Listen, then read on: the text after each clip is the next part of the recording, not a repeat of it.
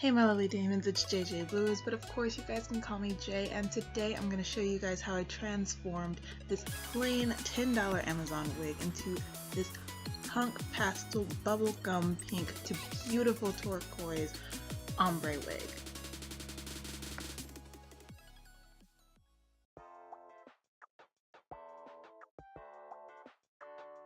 Okay guys, so first things first, the wig that I'm using in this video is a Map of Beauty 14-inch men's beige wig.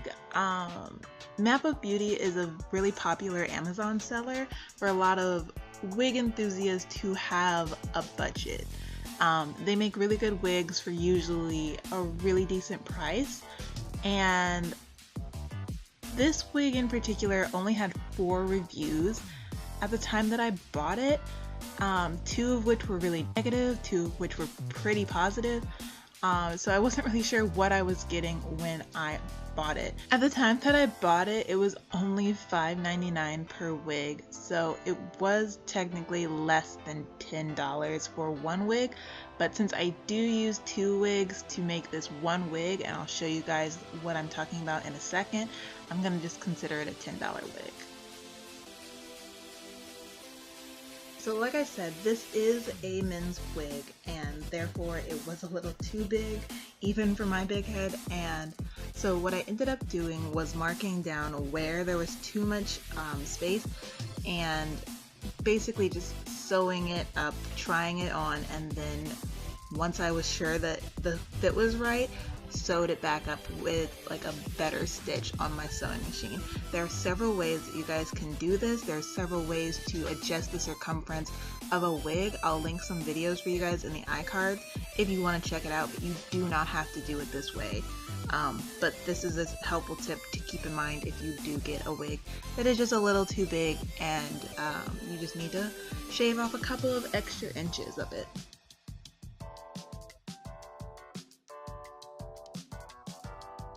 Next is basically why I bought 2 wigs. With it being a $5, $6 wig, I really wasn't sure what I was getting. I was kind of worried that she would be really thin, so I went ahead and got the second wig just so that I could make wefts for the wig that would match it absolutely perfectly.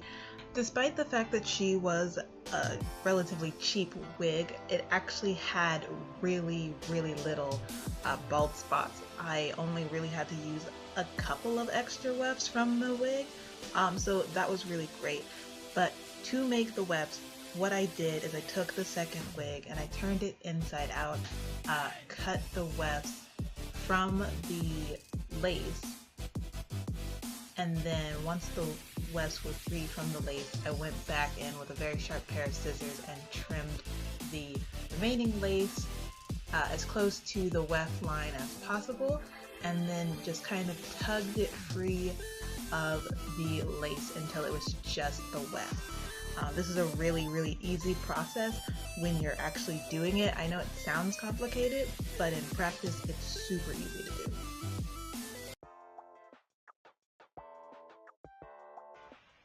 To attach the wefts to the wig, I simply set it in place using pins and then blanket stitched sewed it onto the wig, making sure to tie after each stitch for added security. I used a regular large straight needle and hair weaving thread. You can also use a curved needle for this, but I couldn't find mine at the time.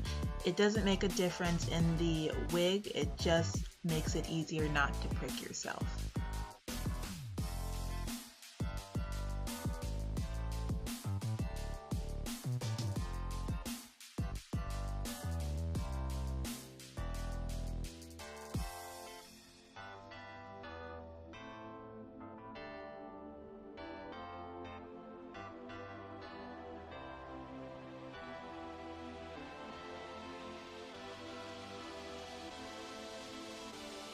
Once the wig is full enough to my liking, I can move on to the fun part, which is ink dyeing my wigs.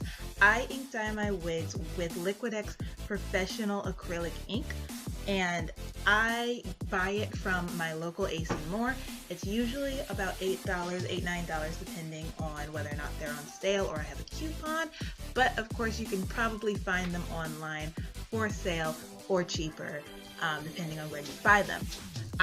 To get an exact color match from the bottle, will usually use 1/4 cup of rubbing alcohol to about 5 droppers full of ink. That is going to get you pretty much an exact color match to what you see in the bottle. If you want a lighter color, obviously you use a little more alcohol. If you want a darker color, you use a little less alcohol, or same thing with the ink. You can use more ink to get a darker color or less ink to get a lighter color. For the teal color, I had actually already had this color pre-made, as it was a color that I made to use as an undertone for my pastel princess wig, which some of you guys have probably seen on Instagram. It is this wig right here. And I used it for undertones in the pastel princess wig just to kind of add some color variants. But I was so in love with getting this color absolutely perfect, I made a lot. So this color is made up of Liquitex Professional ink, and it is made from their colors Cerulean Blue Hue, Deep Violet, and Cathian Green. So to get this teal color, for every 1/4 cup of rubbing alcohol, I used about 2 droppers full of the deep violet and about 2 droppers full of the blue hue, and about 4 or 5 droppers full of the green. Once I was happy with the way my color turned out, I went ahead and poured it into a spray bottle and began spraying it onto the bottom half of the hair. Whenever I do an ombre or whenever I do a color mix, I always go ahead and do the colors that I want on the bottom first, because I find that the hair will stain the color you put on it first. It doesn't matter if it drips down from the top. I find that for some reason, for me, it always stains whatever color you put it on first, and that's what you want. But I know some people do it other ways. Honestly, it depends on what kind of ink you're using a lot of the times. But if you are going to use Liquitex ink, do the color you want on the bottom first. After I was happy with how my teal was looking on my wig, I went ahead and moved on to my bubblegum pink, which was made from Liquitex acrylic ink, 2 droppers full of iridescent bright silver, and 2 droppers full of quinidone magenta. Like I said before, guys, pretty sure I mispronounced that, so of course the spelling will be up on the screen. I did not bother to go ahead and resection the hair for applying the bubblegum pink, because I wanted this to be a very light color. I wanted to let some of the blonde shine through on the wig. So as you guys can see, I'm more just spraying it on the top layers of the hair and kind of tousling it in and rubbing and mixing it in with my hand.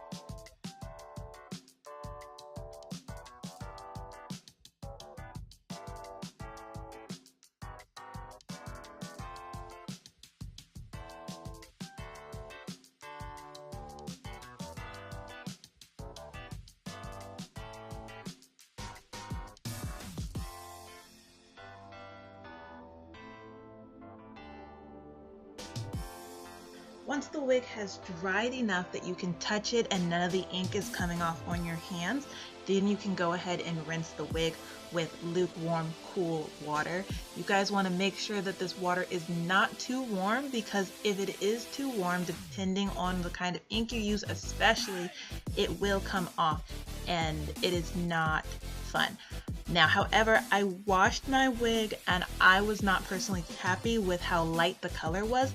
I liked how vibrant the colors were, but I thought they could be a little bit more vibrant. So I went ahead and sprayed down another layer, repeating the same technique, nothing changed, just completely repeated myself, and washed her again, and this is how she turned out. So the last thing I did for this wig was to go through and add roots. Basically, I just parted a small section, combed it out, and the wig had a kind of tease style up at the top where the roots were.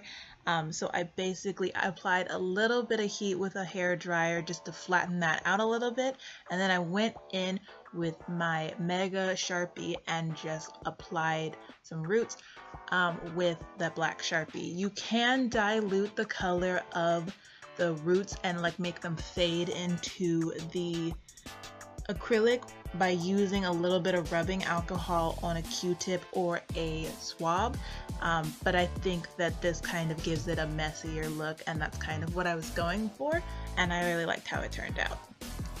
And there you go, guys, that's my $10 wig transformation. Let me know in the comments what you guys think. I've been calling her London because I am a weirdo and I like to name all of my wigs, and she gives me like very punk Spice Girl-esque kind of vibes, and I'm living for it. I'm really curious as to what you guys are thinking about this wig and the style and the transformation, so let me know any and all of you guys' thoughts down in the comments. And as always, I will see all of you lovely demons laters.